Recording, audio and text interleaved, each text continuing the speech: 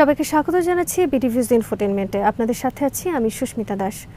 গাজা যুদ্ধে প্রায় ৬০,০০০ বেসামরিক ফিলিস্তিনি নিহত হওয়ার পর ধারণা করা হয়েছিল যে মধ্যপ্রাচ্যের আর কোনো দেশ হয়তো ইসরায়েলের সাথে আর কূটনৈতিক সম্পর্ক স্থাপন করার দিকে হাঁটবে না, কিন্তু তেমনটা নাও হতে পারে। শোনা যাচ্ছে ইসরায়েলের সাথে সিরিয়ার সম্পর্ক তৈরির প্রক্রিয়া অনেকটা এগিয়েছে।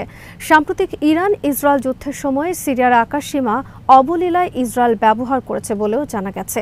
আর সর্বশেষ ইসরায়েল সিরিয়ার সম্পর্ক শুরুর তথ্যটি আরও গ্রহণযোগ্যতা পেয়েছে, কারণ গতকাল প্রেসিডেন্ট ট্রাম্প সিরিয়ার উপর থেকে আনুষ্ঠানিকভাবে মার্কিন নিষেধাজ্ঞা তুলে নিয়েছেন। বিস্তারিত এবারের প্রতিবেদনে।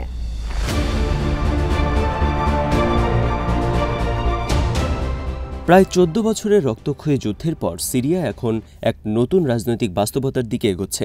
বাশার আল আসাদের পতনের পর ক্ষমতায় আসা নতুন প্রেসিডেন্ট আহমেদ আল শারার নেতৃত্বে দেশটি আঞ্চলিক কূটনীতিতে নতুন পথ খুঁজছে। আর এই প্রেক্ষাপটে সবচেয়ে আলোচিত বিষয় হয়ে উঠেছে সিরিয়া ও ইসরায়েলের মধ্যে সম্ভাব্য সম্পর্ক স্বাভাবিকীকরণ।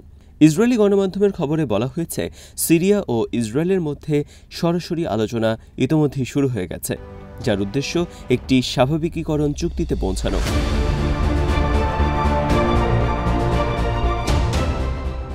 সংযুক্ত আরব আমিরাতের মধ্যস্থতায় এই আলোচনার একটি গোপন ব্যাক চ্যানেল এরই মধ্যে চালু হয়েছে বলেও জানা গেছে। যদিও ১৯৪৮ সালে আরব ইসরায়েল যুদ্ধ থেকে তারা আনুষ্ঠানিকভাবে যুদ্ধে রয়েছে। এই অবস্থায় এই দুই দেশের মধ্যে যে কোনো চুক্তি সম্ভবত আব্রাহাম অ্যাকর্ডসের সম্প্রসারণ হবে, যা প্রেসিডেন্ট ডোনাল্ড ট্রাম্পের প্রথম মেয়াদে মার্কিন যুক্তরাষ্ট্রের মধ্যস্থতায় কিছু আরব রাষ্ট্র ও ইসরায়েলের মধ্যে স্বাক্ষরিত হয়েছিল। আব্রাহাম অ্যাকর্ডস ছিল ডোনাল্ড ট্রাম্পের একটি শীর্ষ নির্দেশনা ভিত্তিক উদ্যোগ, যার উদ্দেশ্য ছিল আরব রাষ্ট্রগুলোকে ইসরায়েলের সঙ্গে আনুষ্ঠানিক সম্পর্ক গড়ে তুলতে উৎসাহিত করা। এই চুক্তি ২০২০ সালের আগস্ট ও সেপ্টেম্বর মাসে সংযুক্ত আরব আমিরাত ও বাহরাইন দ্বারা স্বাক্ষরিত হয়। পরে সুদান ও মরক্কো তাতে যোগ দেয়। তারপর থেকে ট্রাম্প এই অ্যাকর্ডস সম্প্রসারণে কাজ করে যাচ্ছেন এবং আরও দেশকে ইসরায়েলের সঙ্গে চুক্তি স্বাক্ষরে উৎসাহিত করছেন।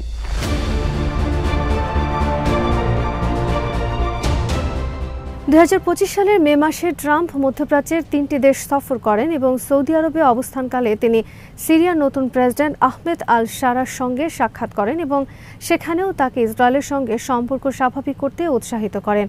প্রেসিডেন্ট আল শারাকে আরও উৎসাহিত করতে মার্কিন প্রেসিডেন্ট ডোনাল্ড ট্রাম্প এক নির্বাহী আদেশে সিরিয়ার ওপর আরোপিত বিভিন্ন নিষেধাজ্ঞা বাতিল করেছেন, যা দেশটিতে বিনিয়োগের পথ খুলে দেবে।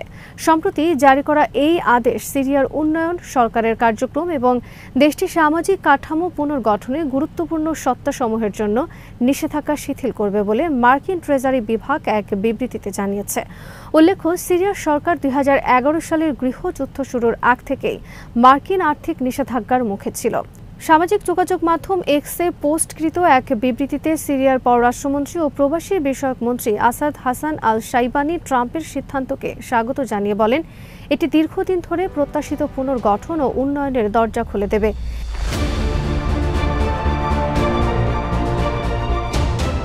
সিরিয়ানদের অভিযোগ ছিল যে মার্কিন নিষেধাজ্ঞা কর্মসূচি, যা মূলত বাশার আল আসাদ সরকারের মানবাধিকার লঙ্ঘনের কারণে আরোপ করা হয়েছিল, তা দেশটির বর্তমান সরকারের নানাবিধ পুনর্গঠন প্রচেষ্টাকেও বিপর্যস্ত করেছে। এছাড়া এই নিষেধাজ্ঞাগুলো বাশার আল আসাদের শাসনামলে সিরিয়ার অর্থনীতিকে ধ্বংসের দ্বারপ্রান্তে নিয়ে যায়।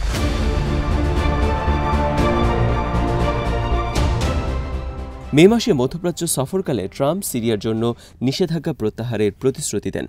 নিষেধাজ্ঞা আনুষ্ঠানিকভাবে প্রত্যাহার করে নেওয়ার পর এক বিবৃতিতে ট্রাম্প বলেন, মার্কিন যুক্তরাষ্ট্র এক স্থিতিশীল, ঐক্যবদ্ধ ও প্রতিবেশী রাষ্ট্রগুলোর সঙ্গে শান্তিপূর্ণ সম্পর্ক সম্পন্ন সিরিয়াকে সমর্থন করতে প্রতিশ্রুতিবদ্ধ। একটি ঐক্যবদ্ধ সিরিয়া, যা সন্ত্রাসী সংগঠনগুলোর জন্য নিরাপদ আশ্রয়স্থল নয় এবং যা দেশটির ধর্মীয় ও জাতিগত সংখ্যালঘুদের নিরাপত্তা নিশ্চিত করে, তা আঞ্চলিক নিরাপত্তা ও সমৃদ্ধিতে অবদান রাখবে।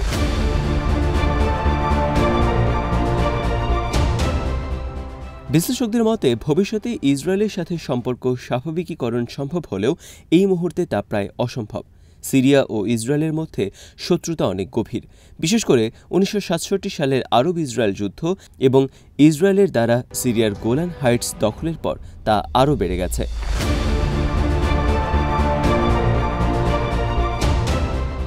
ইসরায়েলের প্রতিরক্ষা মন্ত্রী গিডিয়ন সার বলেছেন, সিরিয়ার সঙ্গে যে কোনো চুক্তিতে ইসরায়েল গোলান হাইটস দখলের অবস্থান বজায় রাখবে এবং ইসরায়েলি সেনাবাহিনী সেখানে আরও গভীরভাবে প্রবেশ করে বাড়িঘর দখল করে মানুষকে সেখান থেকে উৎখাত করেছে। বিশ্লেষকদের মতে অনেক সিরিয়ান গোলান হাইটস ইসরায়েলের কাছে ছেড়ে দেওয়ার প্রস্তাব মেনে নিতে পারবেন না, বরং আপত্তি করবেন।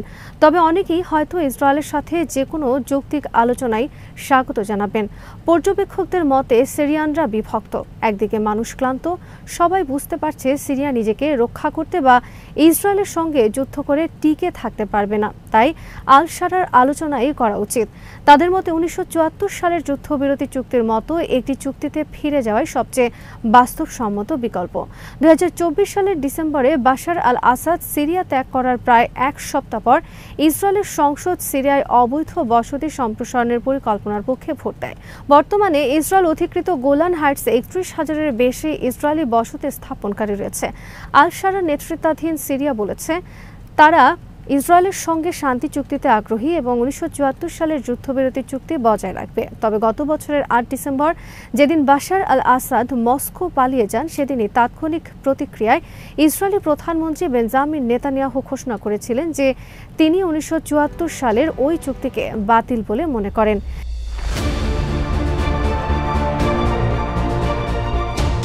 এরপর থেকে ইসরায়েল একাধিকবার সিরিয়ায় হামলা চালিয়ে দেশটির সামরিক অবকাঠামো ধ্বংস করেছে এবং গোলান হাইটস সংলগ্ন সিরিয়ার সীমান্তবর্তী অঞ্চলের জমি দখল করে নিয়েছে। এখন পরিবর্তিত বাস্তবতায় যদি নতুন কোনো চুক্তি করার প্রশ্ন আসে, তাহলে সিরিয়া ইসরায়েলের কাছ থেকে এই নতুন দখলকৃত অঞ্চল থেকে সরে যেতে বলবে, এমনটাই ধারণা করা হচ্ছে।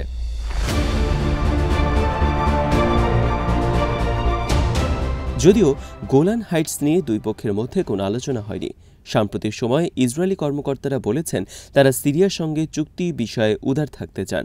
নেতানিয়াহু নিজেও মার্কিন বিশেষ দূত টম ব্যারাককে এই চুক্তিতে মধ্যস্থতা করতে গ্রিন সিগন্যাল দিয়েছেন। আর ইসরায়েলের জাতীয় নিরাপত্তা পরিষদের প্রধান জাজি হ্যানেকবি সরাসরি সিরিয়ান কর্মকর্তাদের সঙ্গে আলোচনার তত্ত্বাবধান করছেন।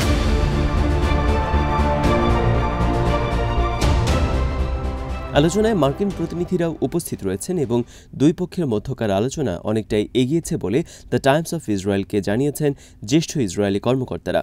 অন্যদিকে আল শারার ঘনিষ্ঠ সূত্রগুলোর বরাত দিয়ে লেবাননের দৈনিক আল আখবার জানিয়েছে সিরিয়া চাইছে ইসরায়েলের আগ্রাসন বন্ধ হোক, তবে তার বিনিময়ে পূর্ণ স্বাভাবিকীকরণ গ্রহণ করতে তারা বাধ্য নয়।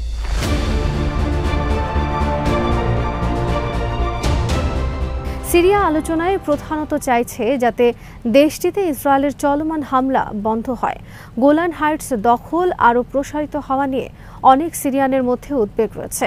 তবে আল শারার সরকার দখলকৃত অঞ্চল ফিরিয়ে দেওয়ার দাবি জানাবে কিনা তা স্পষ্ট নয়। তবে সিরিয়া চাইবে ইসরায়েল যেন মূল গোলান হাইটস এবং গত এক বছরে দখলকৃত অংশ থেকে সরে যায়। অন্যদিকে ইসরায়েল নতুন সিরিয়ান সরকারকে দামেস্কের দক্ষিণে সৈন্য মোতায়েন না করার হুমকি দিয়েছে, কেননা এই এলাকাটি ইসরায়েলের সীমান্তের একদম নিকটবর্তী একটি এলাকা। ইতিমধ্যেই এই অঞ্চলে ইসরায়েল সাম্প্রদায়িক উত্তেজনা উস্কে দিতে চেষ্টা করেছে এবং সিরিয়ার সংখ্যালঘু দ্রুজ সম্প্রদায়কে সুরক্ষিত রাখার অজুহাতে হস্তক্ষেপের হুমকি দিয়েছে। যদিও দ্রুজ সম্প্রদায়ের অনেকে সিরিয়ার নতুন সরকারে অনাস্থা প্রকাশ করেছে, তবে একই সঙ্গে অনেকেই ইসরায়েলের এই হুমকিকে উদ্দেশ্যপ্রণোদিত নাটক হিসেবে প্রত্যাখ্যান করেছে, যা সিরিয়ানদের মধ্যে আরেক দফা বিভাজন সৃষ্টি করেছে। পক্ষান্তরে নেতানিয়াহু সিরিয়ার সাথে একটি নিরাপত্তা চুক্তি করতে চাইছেন, যা 1974 সালের চুক্তির একটি হালনাগাদ হতে পারে।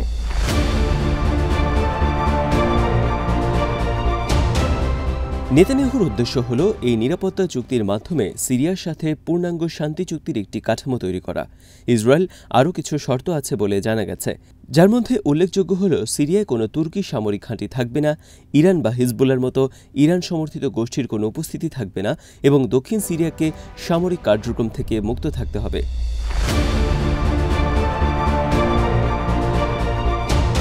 এখন এটি স্পষ্ট নয় যে সিরিয়া ইসরায়েল আলোচনার ফলাফল কী হবে, তবে এটা নিশ্চিত যে এই আলোচনা যদি বাস্তবে রূপ নেয় তবে তা কেবল দুই দেশের সম্পর্কের ইতিহাসকে পুনর্লিখন করবে না, বরং গোটা মধ্যপ্রাচ্যের কৌশলগত ভারসাম্যে এক যুগান্তকারী পরিবর্তন নিয়ে আসবে। বিশেষ করে আলোচনায় যুক্তরাষ্ট্রের প্রত্যক্ষ অংশগ্রহণ, সিরিয়ার ওপর থেকে নিষেধাজ্ঞা প্রত্যাহার এবং নতুন সিরিয়ান সরকারের উদার দৃষ্টিভঙ্গি এই পরিবর্তনের বার্তা দিচ্ছে। কিন্তু গোলান হাইটস ইস্যু এবং ইসরায়েলি আগ্রাসনের বাস্তবতা যতদিন থাকবে ততদিন এই আলোচনার ভবিষ্যৎ অনিশ্চিত থেকে যাবে বলে বিশ্লেষকরা মনে করছেন।